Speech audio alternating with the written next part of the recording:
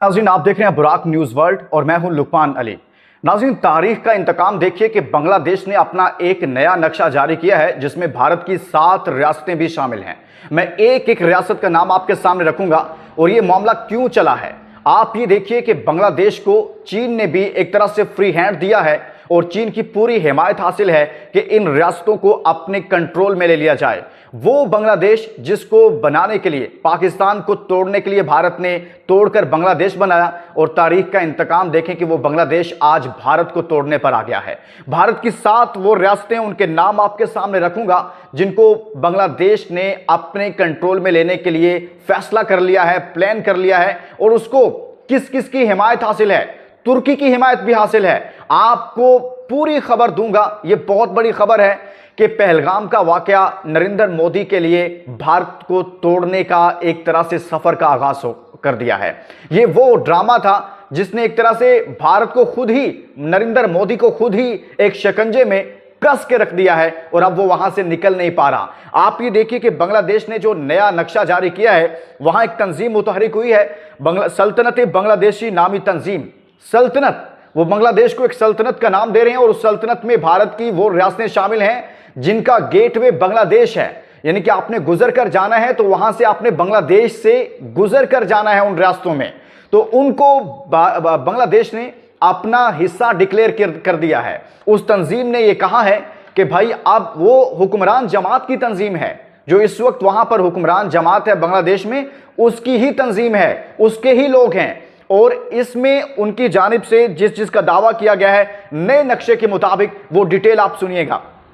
झारखंड, बिहार, उड़ीसा और पूरा जो उनका शुमाल मशरकी इलाका है, इसका बांग्लादेश ने नया नक्शा जारी किया है। और चीन की बताने वाले ये बता रहे हैं कि चीन की पूरी हिमायत हासिल है बांग्लादेश को, और बांग्लादेश को कहा गया है बैकडोर चैनल से कि आप इन पर तहरीक चलाएं और इनको अपने कंट्रोल में लें। फिर चीन ही नहीं है, वो चीन को भी साथ में लगती हैं, ये भी बात याद रखें। तुर्की भी आ गया है इसमें, और तुर्की ने बांग्लादेश को, जो बांग्लादेश की नई हुकूमत है, जो डॉक्टर यूनुस जिसके सरबराह हैं, उनको इस वक्त तुर्की ने पूरी हिमायत का यकीन दिलाया है। और तुर्की की एक पूरी तंजीम, जो वहां की एके पार्टी जो बरसर इक़्तिदार है, उर्दगान की पार्टी, उसकी एनजीओ वहां पर बांग्लादेश में पूरी तरह से इन इलाकों में जो शुमाली इलाका जात हैं वहां पर मुतहरिक हो गई है। और तुर्की ने नई हुकूमत को, बांग्लादेश की हुकूमत को इस हवाले से असलहा फराहम करने की भी यकीन दहानी कराई है और उनका मुआहदा हुआ है। आप ये देखिए कि पूरा रीजन, पूरा खित्ता किस तरफ जा रहा है। नरेंद्र मोदी के साथ होने क्या लगा है कि बांग्लादेश उन 7 रियासतों की बात कर रहा है, उन शहरों की बात कर रहा है जो उसके साथ लगते हैं, जिनका गेटवे वो है, वहां पर वो उसको अपने हिस्सा बनाना चाहता है। यही नहीं, म्यांमार की अरकान रियासत भी इसमें शामिल हैं, जो बांग्लादेश का नया नक्शा आया है। बांग्लादेश ने वो काम किया है जो कुछ सोच भी नहीं रहा था। वो बांग्लादेश जो हसीना वाजिद के नरगे में था, कब्जे में था, और बांग्लादेश भारत का एक तरह से तरनवाला बना हुआ था, और भारत वहां से हसीना वाजिद के जरिए जो दिल चाहा था वो करवा रहा था। आज वही बांग्लादेश भारत के खिलाफ खड़ा हो गया है। भारत को पहले, नरेंद्र मोदी को पहले, मैं मोदी की बात करता हूं खास तौर पर, भारत में तो बहुत सारे लोग बसते हैं। नरेंद्र मोदी की सोच को यह जवाब मिल रहा है बुनियादी तौर पर। मोदी को पहले पाकिस्तान ने फेंटा लगाया, फिर चीन ने अरुणाचल प्रदेश का नाम तब्दील करके रख दिया, उसके 30 इलाकों के नाम तब्दील करके रख दिए, और अब बांग्लादेश मैदान में आ गया है। और बांग्लादेश अकेला नहीं है, इसको पाकिस्तान की हिमायत हासिल है, इसको चीन की हिमायत हासिल है। बांग्लादेश को यहां पर तुर्की जैसे मुल्क की हिमायत हासिल है। यह बहुत बड़ी खबर है कि भारत, वो भारत जो आज से कुछ दिन पहले, पहलगाम वाकया से पहले, इस पूरे खित्ते में अपने आप को बहुत फन्ने खान समझ रहा था, जो अपने आप को समझ रहा था कि मैं तो इस एरिया में सबसे बड़ी कोई ताकत बनने जा रहा हूं, वो अब उसको अपने लाले पड़ गए हैं। इस रीजन में बसने वाला कोई मुल्क भी उसके साथ खड़ा नहीं है। मैं आपको एक एक चीज आपके सामने रखता जाऊंगा। आप देखिए, चीन के बाद बांग्लादेश ने भी भारत की रियासतों पर कंट्रोल का जो प्लान बनाया, ये बहुत खौफनाक प्लान है भारत के लिए। और बांग्लादेश पूरी तरह से तैयार है इनको अपने कंट्रोल में लेने के लिए।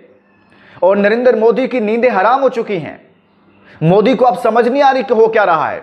एक तरफ से तो पाकिस्तान ने उसे मारा, फेंटा लगाया, दूसरी तरफ से चीन ने उसकी रास्तों पर कंट्रोल कर लिया। जो अरुणाचल प्रदेश जिसको भारत कहता है, चीन ने उसको नया नाम दे दिया। उधर बांग्लादेश भी मैदान में आ गया है। और उधर से जो सबसे अहम चीज है कि अमेरिका भी इस वक्त भारत को लिफ्ट नहीं करवा रहा। आपको पता है कि अमेरिका भी इस वक्त भारत को लिफ्ट नहीं करवा रहा और भारत के साथ इस पूरे रीजन में कोई एक भी मुल्क नहीं है। उनकी अपनी ऑपोजिशन इस वक्त नरेंद्र मोदी को आड़े हाथों ले रही है कि आपने क्या करके रख दिया है। 3 फ्रंट पर उसको सुबकी का सामना करना पड़ा है और अब इंटरनल मामला भी शुरू हो गए हैं।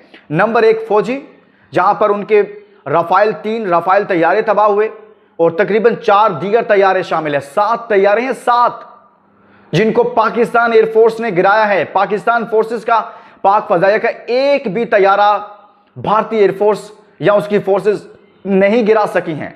और राफेल ने तो इतना तहलका मचा दिया पूरी दुनिया में। और S-400 डिफेंस सिस्टम जो था, एयर डिफेंस सिस्टम, वो जो तबाह हुआ है, उसने दुनिया भर के अंदर तहलका मचा कर रख दिया है।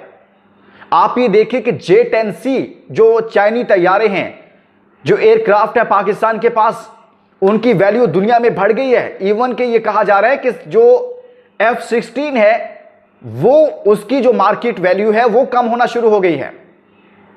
और पाकिस्तानी पायलट्स का पूरी दुनिया के अंदर एक डंका बज रहा है और भारत को यहां पर सुबकी का सामना करना पड़ रहा है। सफारती महाज पर पाकिस्तान की हिमायत चीन ने खुलकर की, तुर्की ने खुलकर की, अजरबैजान ने खुलकर की। भारत कोई एक मुल्क भी नहीं बता सकता कि पूरी दुनिया में कोई एक मुल्क उसके सामने आकर, साथ आकर खड़ा हो इस महाज के अंदर। बांग्लादेश पाकिस्तान के साथ खड़ा हुआ, कोई एक मुल्क पे। इसी तरह से साथ में सियासी तौर पर नरेंद्र मोदी को नुकसान हुआ है अपने मुल्क के अंदर। अब रोजाना की बुनियाद पर गलत किस्म के बयानात दिए जा रहे हैं कि हम ये कर देंगे, वो कर देंगे, ऐसे कर देंगे, वैसे कर देंगे, ये हो जाएगा, वो हो जाएगा। कुछ नहीं होगा। सिर्फ वो जो नुकसान भारत को हुआ है, उस नुकसान से निकलने के लिए, उस नुकसान पर पर्दा डालने के लिए, वो जो सियासी नुकसान नरेंद्र मोदी को हुआ है, उससे निकलने के लिए मोदी रोजाना की बुनियाद पर, उसकी काबीना के लोग और वो खुद इस तरह की कोई नई चीजें छोड़ते हैं, हेडलाइंस बना रहे हैं। यही नहीं हुआ। गोदी मीडिया जो इंडियन मीडिया था, पूरी दुनिया में जग हंसाई हो रही है, तमाशा बना हुआ है। BBC, voice of America, independent Urdu, दुनिया के तमाम बड़े बड़े प्लेटफॉर्म्स, बड़े बड़े सहाफ़ी, बड़ी बड़ी सहाफ़ियों की तंजीमें, जो NGOs काम कर रही हैं, जो ऑर्गेनाइजेशंस काम कर रही हैं, वो सवाल उठा रही हैं उनकी क्रेडिबिलिटी पर कि ये किस तरह का मीडिया है, ये कैसे काम करता है। झूठ झूठ झूठ, और इतना झूठ बोला, इतनी नफरत फैलाई अपने मुल्क के अंदर कि आज नरेंद्र मोदी खुद उस नफरत का शिकार हो गया है। क्योंकि जब आपने ज्यादा हाइप बना दी कि हम तो पाकिस्तान के साथ ये कर देंगे, वो कर देंगे, हम तो छोड़ेंगे ही नहीं, हम तो माफ ही नहीं करेंगे, हम तो ये कर देंगे, वो कर देंगे। अब हुआ कुछ नहीं है, खुद फेंटा खा के घर बैठे हैं। तो अब आवाम को बताने के लिए कुछ भी नहीं है। तो दोस्तों, आपको बताना था कि मोदी, आपके बुरे दिन शुरू हो चुके हैं। आपको तो बांग्लादेश नहीं छोड़ेगा। आप पाकिस्तान से लड़ने चले थे, आपको तो अब बांग्लादेश से, आपको बांग्लादेश आपके साथ दो हाथ करेगा। आप पाकिस्तान की बात करते थे।